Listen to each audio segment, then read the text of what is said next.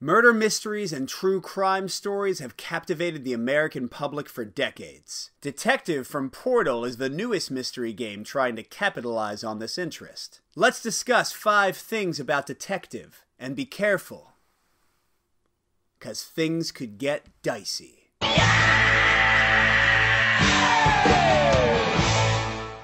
Each game of Detective begins with a briefing for one of 5 cases, laying out the information you know, the number of days you have to solve the case, and most importantly, your initial leads to follow. You select a lead to follow, moving your car to the location indicated, and spending 1 hour if you have to drive. Each lead will indicate an additional number of hours that must be spent running it down, which you are not aware of until you've selected the lead. If while running down leads you accidentally go over 4 o'clock into overtime, you're forced to discard stress tokens from your pool, potentially ending the case prematurely. When you follow a lead, you read text on the card which might contain clues to the case, and you're also often sent to the Antares database. Most leads will also give you the option to spend a skill token to dig deeper, flipping the card over and potentially discovering new clues for your investigation. When game elements direct you to the Antares database, you'll have to be logged in, so have a computer or tablet handy. You'll get images, sometimes videos and audio, and a lot of information that is never communicated on the cards themselves. When you reach the end of your allotted days, or run out of stress tokens, you must go to the final report in the Antares database and answer multiple choice questions to see whether you've solved the case.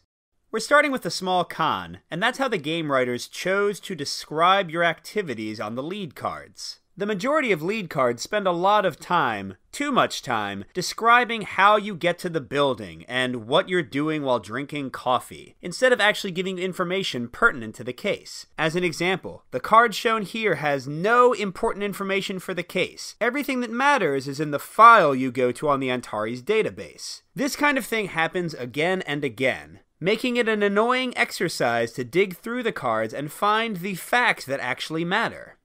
We'll jump right from a con to a pro, and that's the way the 5 cases included in the game are tied together into an overarching story. Although each case does focus on an individual crime, you'll often find clues in one case that'll directly lead into clues in another. It gives you a greater sense of theme, of a living world that you're peeling back the layers of. Additionally, it makes the investigation more exciting. Even when you find a red herring, you don't know if the information you've discovered might matter later in a future case. My number 3 is also a pro, and that's the use of the Antares database in the game. The database saves major search terms and information you've found, reducing the amount of time-consuming notes you have to take. It also greatly increases the amount of images, videos, and text beyond what any board game could reasonably do. This makes for a more immersive experience, where you actually feel like a detective running down leads on the internet.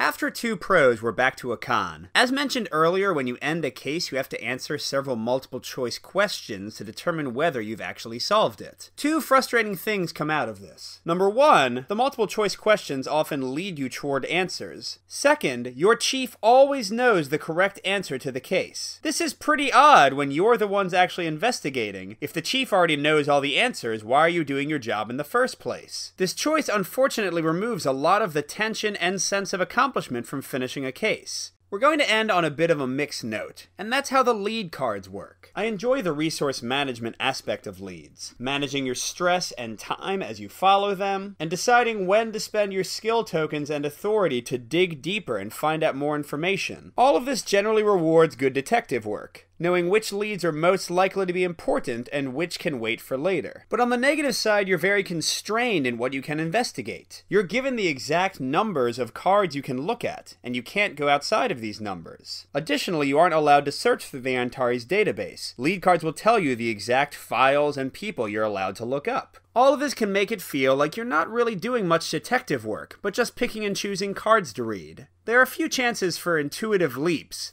It's a little tough for me to recommend this game to the average game group. While there are a lot of cool design choices here, each case takes between 2 and 4 hours, and you really need a group that's going to commit to all 5 cases to experience the full storyline. I also feel like the game has less of a feeling of mystery compared to games like Unlock or other escape room games, or Sherlock Holmes Consulting Detective. Because the investigation feels a bit on the rails at times, I don't feel like I'm solving it as much. Combine that with the chief already knowing the answers, and it ends up being a little bit less fulfilling a mystery than I would have liked. If you do end up getting detective, I recommend playing with 1 or 2, maybe 3 players max. Like with a lot of these reading-based mysteries, if you have more than 2 or 3 people, you're going to run out of jobs for them to do, and some people are probably going to be bored. Good gaming, everyone.